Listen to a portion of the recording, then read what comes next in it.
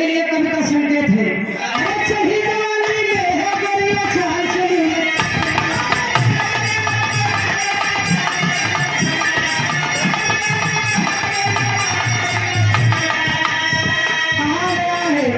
जवानी हर बसंत की काबिले इनाम होती है, निगाहें नेक भी इस उम्र में बदनाम होती है। सही जवानी में है गरिया चाल चली,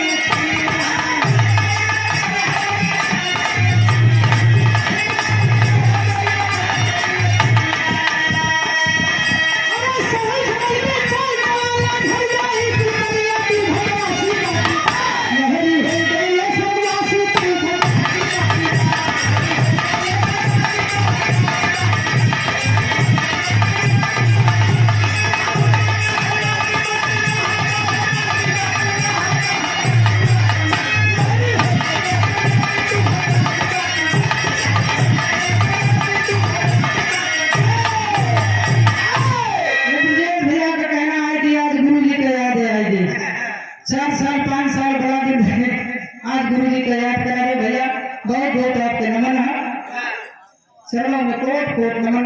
गुरु जी की छत्र छाया सदा हमारे बिहार परिवार के हर अखाड़े के कलाकारों पर रहे, वो सब महान थे। हमने एक लाइन कभी कभी कह देते हैं, मंच पे कहा करते हैं कि मोटर में टुल्लू का पंछी में उल्लू का गवैये में गुरु पुल्लू का बात कुछ है। सीमा पे प्रहरी का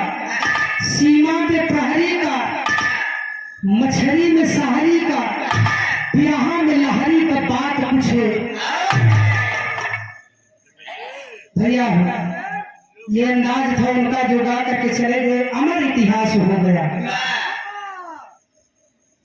वो खिड़की वाली